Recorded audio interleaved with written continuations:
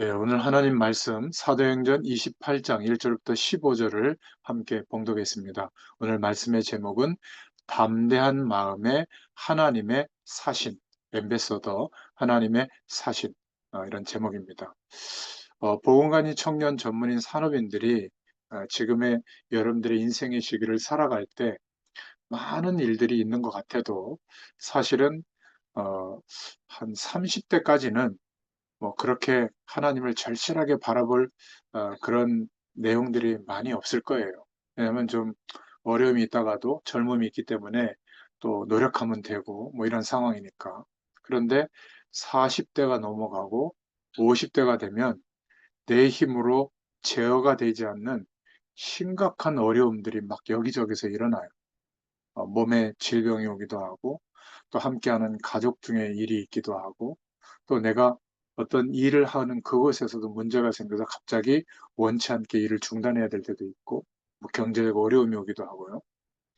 그럴 때 대부분의 인생의 사람들이 술을 의지하거나 아니면 그냥 세상 사람들이 걸어가는 대로 뭐 타락의 길에 있거나 아니면 뭐 남자 여자를 따라서 뭐 그 쾌락을 추구하거나 뭐 그런 것이죠. 그것도 아니면 산속에 들어가서 뭐 그 자연인처럼 산다든지 뭐 그렇게 살 텐데 예수 그리스도를 믿고 하나님의 자녀된 우리에게 문제가 없느냐? 똑같이 와요. 인생의 시기에 겪는 문제가. 그런데 우리는 그 문제와 어려움 속에 우리 인생의 정체성을 두고 있지 않아요.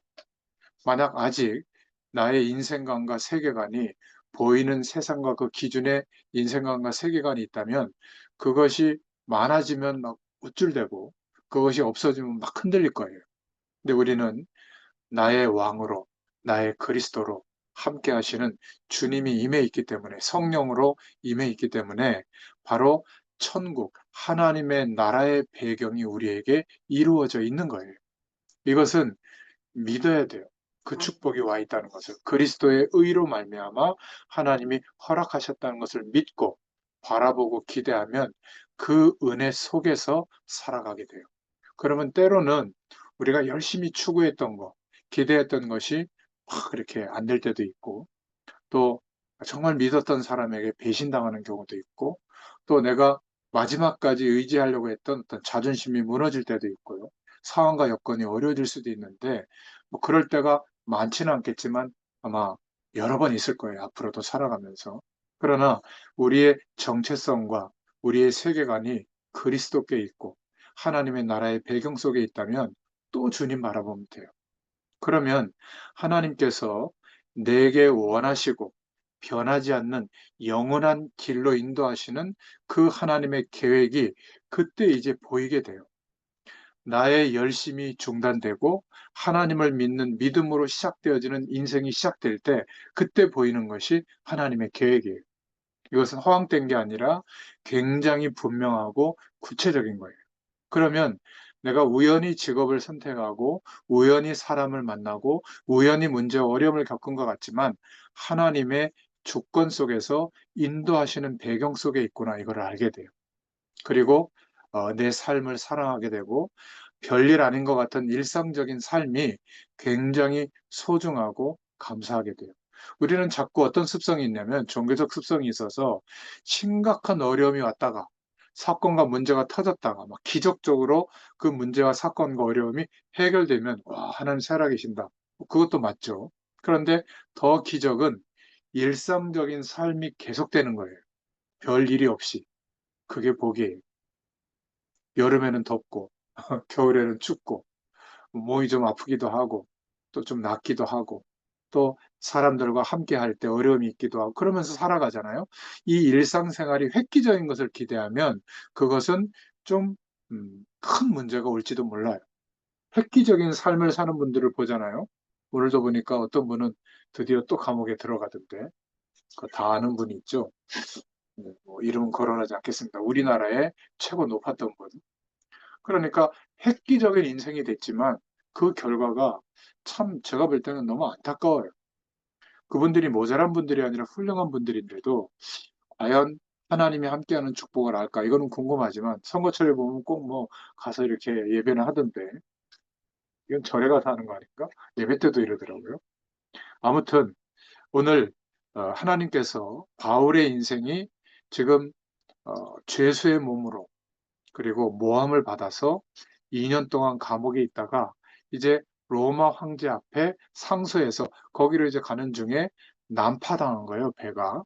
완전히 파손당하고 난 뒤에 드디어 멜리데라고 하는 섬에 이렇게 상륙하게 되고 거기에서 일어났던 사건들을 오늘 기록한 내용이에요.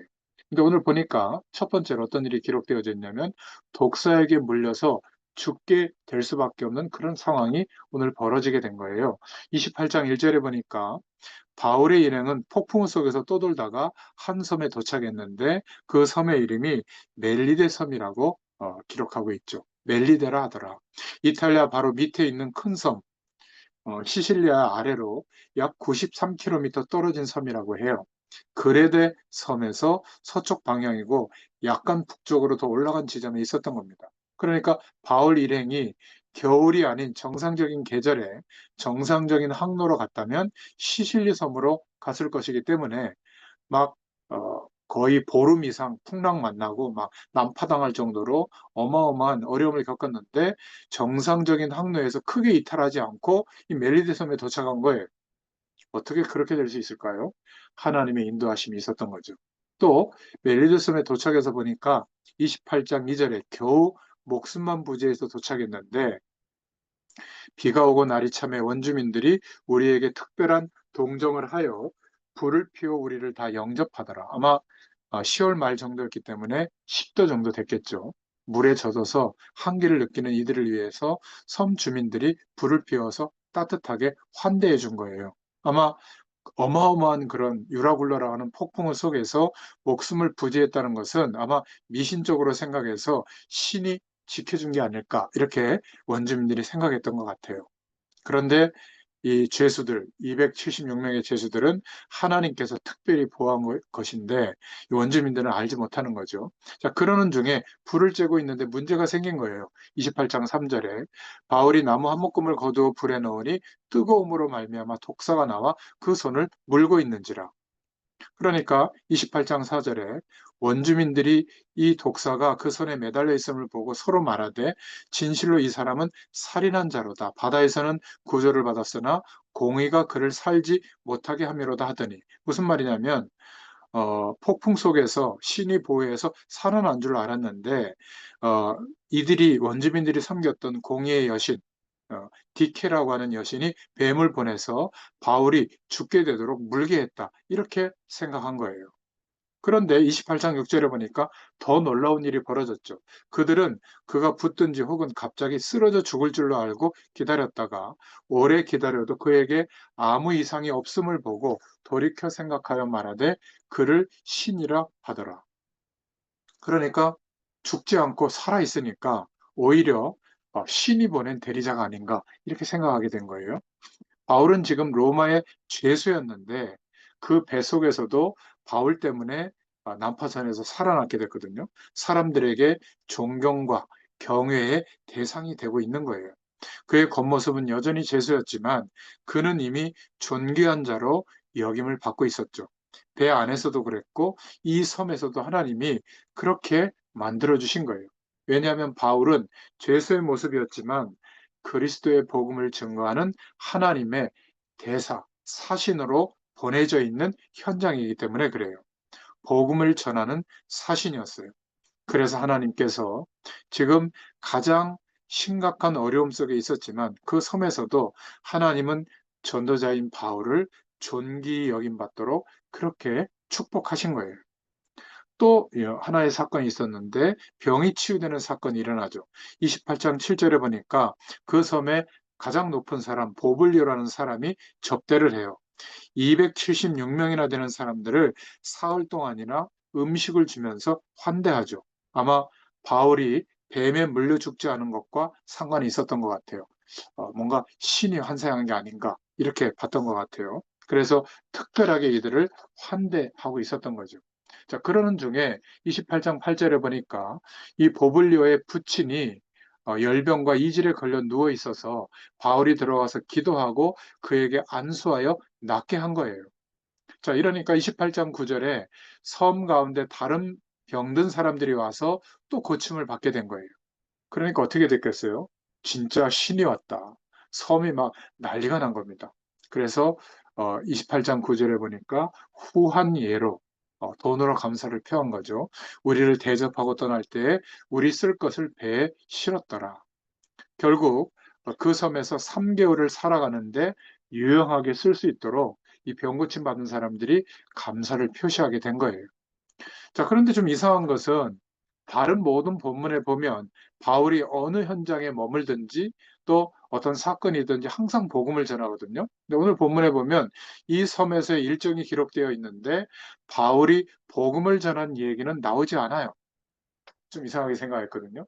왜 그러냐면 분명히 복음을 전했을 것 같은데 그런 내용이 기록되지 않은 것은 오늘 본문의 말씀은 섬에서의 그 일정이 하나님께서 바울을 세워주시는 그 과정을 보여주려고 했던 것 같아요. 그래서 복음 전하는 얘기가 좀 빠져 있는 것 같아요.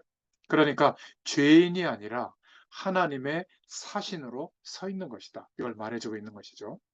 바울은 그냥 사람들이 겉모습으로 보기에는 죄인이었지만 그러나 실제로는 하나님이 세우신 유일한 사자, 대사, 사신이었어요. 그는 지금 왜 로마로 가고 있죠? 죄성 몸이지만 황제 앞에 가서 복음을 증거하도록 하나님이 말씀의 약속을 주신 그 길을 따라가고 있는 거죠. 죄수의 신분으로 가는 겁니다. 그러나 하나님께서 그를 하나님 자신의 사신으로 보내시는 것이죠. 복음의 사신으로. 바로 바울처럼 우리를 우리의 가정에, 우리가 일하는 곳에, 우리의 친구들 속에 또 많은 어려움을 겪고 있는 여러분이 살고 지내고 있는 현장 속에 우리를 복음의 사신으로 보내신 줄로 믿으시길 바랍니다. 그 정체성이 회복이 돼야 돼요. 복음 전하라는 게 아니에요. 내가 누구인지를 정말 알아야 견딜 수 있고 도전할 수 있고 극복할 수 있거든요. 하나님이 그런 힘을 주세요. 그러니까 하나님의 사신으로 하나님이 우리를 세우셨기 때문에 내가 거기에 믿음으로 반응할 때 하나님의 역사하심이 나타나는 거예요. 오늘 바울처럼. 바울이 뭐 대단한 일을 한 게 아니에요. 하나님이 그렇게 뱀에 물려도 안 죽은 거예요. 뱀이 아니라 독사죠, 독사. 만약에 바울이 다른 데서 뱀에 물렸으면 죽었을 거예요. 근데 여기서 하나님이 하나님의 사신으로 유일하게 하나님이 바울을 세워놨기 때문에 하나님이 존귀하게 만들어 주시는 것이죠. 가끔 우리가 잘 되거나 축복을 받거나 또 다른 사람들에게 높임을 받을 때는 내가 유별나게 사람들보다 뛰어나서가 아니라는 것을 알아야 돼요. 하나님이 우리를 복음의 사신으로 세워주시는 줄로 믿습니다. 아멘. 아멘. 네. 그래서 어, 이 사건 때문에 어, 뱀에 물려도 죽지 않고 독사에 물려도 죽지 않고 섬의 많은 병자들을 고치고 이런 것 때문에 하나님께서 이 바울을 굉장히 그 섬에 있는 사람들에게까지 존귀하게 보이도록 역사해 주신 거예요. 바울을 보는 눈이 달라졌죠. 그러니까 바울을 호송하던 백부장과 로마 군인들도 바울에 대해서 생각이 완전히 바뀌게 돼요. 나중에 로마에 가서도 그런 보고가 되고 바울이 로마에서도 죄수의 신분이었지만 어, 거주 이전의 자유만 없고 집에서 손님들을 맞이하고 얼마든지 복음 운동할 수 있도록 그렇게 배려가 된 것은 아마 이런 사건 때문이었던 것 같아요. 하나님께서는 그 백성을 존귀하게 하신다는 거 꼭 믿기를 바랍니다. 비록 여러분의 겉모습은 보잘것없을 수 있어요. 바울처럼 어떨 때는 죄인의 모습일 수도 있습니다. 오늘날에도 하나님의 사람들이 참으로 나약하고 부족한 모습이 많죠. 그러나 기억하세요. 실제로는 하나님의 사신으로 보내진 줄로 믿습니다. 그래서 필요하다면 하나님께서 존귀하게 하실 거예요. 그러니까 우리의 겉모습에 낙심하지 말고 하나님의 사신으로 당당한 마음을 가져야 될 줄로 믿습니다. 그래서 오늘 이 말씀을 통해서 우리가 붙잡을 것은 담대한 마음을 갖게 하시려고 하나님이 바울을 이렇게 존귀하게 하신다. 바울 일행이 멜리데 섬에서 겨울을 지내고 로마에 들어가기 직전까지의 이야기거든요. 병 고침을 통해서 하나님은 독사에게 물린 바울이 멸종하게 하셨고 막 섬 주민들이 막 신처럼 여겼죠. 또 가장 높은 사람의 부친의 병을 고치고 섬 안에 많은 사람들이 바울의 기도를 받고 병 고침을 받게 된 거예요. 그렇게 하신 이유는 바울의 마음을 담대하게 해주시는 그런 내용들인 거예요. 그러니까 독사도 도구로 사용하신 것이죠. 바울의 마음을 담대하게 하시려고. 아마 다른 사건 속에서 바울이 독사에게 물렸다면 죽었을 겁니다. 그런데 하나님은 지금 바울을 담대하게 하시고자 독사도 하나님의 도구로 사용하신 거예요. 독사에 물려도 죽지 않는 사건을 통해서 하나님은 바울의 마음을 담대하게 하셔서 로마 황제 앞에까지 복음을 증거하는 전도자로 사신으로 세워주시는 거예요. 섬에서 가장 높은 사람의 부친과 섬 주민들이 병고침을 받은 것도 같은 맥락이에요. 바울이 안수할 때마다, 기도할 때마다 병이 기적적으로 고침받았던 건 아니에요. 다 그랬던 건 아니에요. 근데 오늘 멜리데 섬에서는 기도하는 족족 병이 고쳐진 거예요. 왜 그랬죠? 담대하라는 거죠. 바울에게. 네가 아무것도 없는 게 아니다. 네가 부족한 게 아니다. 내가 너와 함께하고 있기 때문에 어떤 것도 문제가 되지 않는다. 하나님께서 바울을 인도하고 있다는 것을 보여주신 것이죠. 왜냐하면 곧 이제 로마에 가서 하나님의 큰 사명을 감당해야 되기 때문에 바울을 담대하게 하고 계시는 거예요. 이런 것을 통해서 바울 일행이 섬에서 3개월 동안 겨울을 지내는 데 있어서도 편안케 해주신 거예요.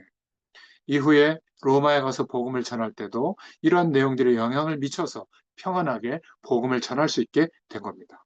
여러분, 하나님께서 복음 속에 있는 우리를 담대하게 하실 줄로 믿습니다. 주눅들지 마세요. 물론 겸손해야 되긴 하지만 영적 상태는 담대해야 돼요.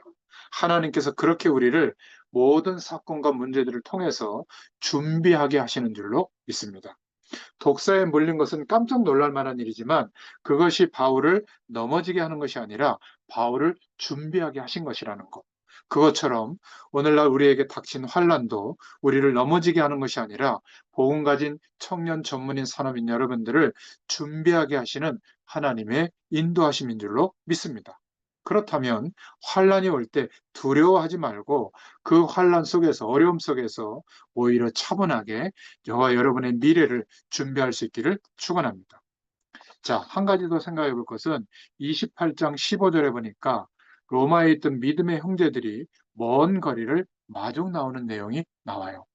바울 일행이 드디어 이탈리아 해변에 도착하는데 그때 바울이 온다는 소식을 들은 로마의 믿음의 형제들이 바울을 위해서 아주 먼 거리인 아비오 광장과 트레이스 타베르네까지 맞으러 나왔다. 이렇게 말하고 있죠. 15절에. 믿음의 형제들을 본 바울의 마음이 어땠을까요? 어, 아무리 바울이 믿음이 있더라도 인간 아니겠어요? 얼마나 힘들었겠습니까? 그런데 믿음의 형제들을 보고 위로를 얻고 하나님께 감사하게 되고 그 마음이 더욱 담대해진 거예요. 여러분, 주의 종도 마찬가지예요. 제가 막 담대한 것 같지만 어떨 때는 참 이렇게 믿음의 형제들을 볼 때 힘이 나고 위로가 되거든요. 그러니까 5명 앉아서 예배할 때하고 12명, 최고가 14명이었던가? 막 든든하더라고요. 예전에는 1000명 넘는 곳에서 제가 예배를 드렸잖아요. 근데 한 사람 한 사람 성도들이 함께 모여 예배하는 게 이렇게 얼마나 위안이 되고 위로가 되고 힘이 되는지 몰라요. 아마 성도들도 마찬가지일 거예요. 물론 우리가 영상으로도 또 줌으로도 또 유튜브로도 얼마든지 예배할 수 있어요. 그렇다고 하나님의 은혜가 없어지는 거 아니에요. 그러나 형제 자매들이 함께 부딪히면서 함께 대면해서 하나님께 영광 돌리는 이 은혜는 너무 큰 거예요. 왜냐하면 우리는 지금 교회를 하나님이 시작하게 해주셨고 우리 한 사람 한 사람이 교회로 지금 세워져 가고 있는 거거든요. 마음을 조금 담으세요. 주보 광고에도 나와 있지만 모이는 교회 주일 예배가 회복되게 해 주옵소서. 동시에 이렇게 흩어지는 예배 또 현장 예배가 회복되게 하여 주옵소서. 우리 모든 청년 전문인 사람들의 현장에 이 은혜가 있기를 축원합니다. 그러니까 바울이 오랜 여행과 생전 처음 로마로 가는 죄수로서의 여정 때문에 그 재판을 생각하면서 마음이 불안하기도 하고 외롭기도 했을 텐데 그러나 자신을 위해 수고하는 믿음의 형제들을 보니까 마음의 위안을 얻고 그 마음이 더욱더 담대해진 거예요. 저는 이 시간까지 이렇게 제가 지금 과천에서 그 아파트가 이제 재개발이 돼가지고 재건축이 돼서 수원으로 이사가 있잖아요. 여기까지 오는데 막히면 1시간 조금 더 걸려요. 오늘은 막 안 막혀서 빨리 왔는데 1시간 걸리더라고요. 그런데 이렇게 여러 지역이나 여러 사람들을 만나고 30년 이상 말씀 증거하고 있지만 한 번도 움직이는 비용이 없어서 멈춰본 적이 없어요. 뭐 교역자라는 게 제가 부교역자로 있을 때도 그렇지만 지금 뭐 개척교회는 뭐 다 알잖아요. 상황이 그렇게 넉넉하지 않아요. 저희 사모님이 그 어려운 환경 속에서 어쨌든 자녀 3명을 키우고 지금까지 살고 있단 말이죠. 그러니까 사례비를 제가 손을 댈 수가 없어요. 저는 그냥 기도하고 현장에서 인도받는데 한 번도 멈춰지지 않았어요. 저희가 얼마나 감사한지 몰라요. 저희 교회가 입당 예배할 때도 결국은 현장 예배에 있던 사람들이 막 헌신하고 우리 교인들이 또 기도하고 해가지고 교회가 지금까지 세워져 왔거든요. 저는 하나님이 정말 복음 전하려고 마음먹은 주의 종들과 하나님의 백성들을 단 한순간도 멈추지 않도록 역사하신다고 믿고 있거든요. 여러분도 여러분의 현장에서 여러분이 일하고 노력하는 결과만 가지고 산다고 생각하지 말고 하나님이 허락하시는 것으로 산다. 그게 만나예요. 그러면 우리 직장을 또 내가 일할 수 있는 것을 나의 수입을 하나님이 인도해 주셨구나. 그럼 전부 하나님이 허락하신 거로 믿게 되거든요. 그리고 그것을 가지고 살아갈 때 하나님의 축복 속에서 사는 거예요. 그렇지 않으면 아무리 경제적으로 윤택해도 그 윤택한 조건이 하나님이 복이 되지 않게 하면 그게 저주가 돼요. 오히려 그것 때문에 더 타락하고 그것 때문에 범죄의 대상이 되기도 하고 그렇습니다. 오늘 하나님의 방식을 기억하기를 바라요. 하나님의 방식은 뭐냐? 믿음의 형제들을 통해서 우리를 위로해 주시고 또 우리의 마음을 담대하게 하시는 거예요. 또 우리도 믿음의 형제들을 위로하고 또 그들이 담대한 마음을 가질 수 있도록 서로 동력자로 세워지기를 축원합니다. 우리 춘제 자매, 우리 또 수민 자매, 또 연결되어진 우리 자매들을 보면 함께 서로 기도해주고 위로해주고 도와주는 것을 제가 가끔씩 목격할 때가 있거든요. 너무 잘하는 거예요. 그래서 믿음의 형제들을 통해서 위로와 담대함을 얻도록 하는 것이 하나님의 방법이에요. 그래서 교회 왔다가도 예배당에 왔다가 예배 딱 드리고 그냥 가는 것도 좋지만 함께 식사도 하고 또 대화도 하고 또 어려움도 좀 듣고 또 내가 도울 게 없나 생각도 해보고 이게 믿음의 교제가 필요하거든요. 그래서 꼭 중요한 거예요. 이 현장 예배가 있기 때문에 또 본 예배도 주일 예배도 살아나는 거거든요. 이게 또 하나의 믿음의 교제예요. 제가 성도들의 또 청년들의 현장에서 겪는 어려움을 모르면 되겠어요. 제가 다른 건 진짜 모르는데 사람들이 어떻게 살아가고 있는가 이것만 40년 쳐다보고 왔잖아요. 그러니까 그냥 보면 알아요. 이 환경 속에 왔을 때, 이렇게 살고 있구나. 또 이런 어려움도 있겠구나. 또 이런 중심을 갖고 있겠구나. 이런 속에서 하나님을 바라보고 있구나. 서로 이렇게 위로하고 또 하나님 앞에 담대한 믿음을 가질 수 있도록 믿음의 동역자로 설 수 있기를 축원합니다. 나만 위하고, 나만 기쁘고, 나만 행복하고, 나만 편하고, 아직 영적으로는 어린아이의 믿음이에요. 우리가 조금 믿음이 장성한 분량에 이르면 어떻게 되냐면 다른 사람이 보이거든요. 교회도 보이고, 어려운 성도들도 보이고, 또 굳이 예수 안 믿더라도 내 주변에 어려운 사람들이 보이면 정말 하나님의 사랑으로 또 함께 하기도 하고, 그런 중요한 응답과 축복을 누릴 수 있기를 축원합니다. 하나님의 거룩한 도구가 되기를 축원합니다. 그래서 다른 믿음의 사람을 세워주는 도구가 되라. 또 다른 사람을 통해서 우리도 세워지는 사람이 되라. 그렇게 서로 세워주고 세워지기 때문에 우리는 뭐라고 표현하냐면 믿음의 동역자들 이렇게 말하는 거예요. 그래서 우리가 살아가면서 이런 믿음의 동역자가 있어야 될 줄로 믿습니다.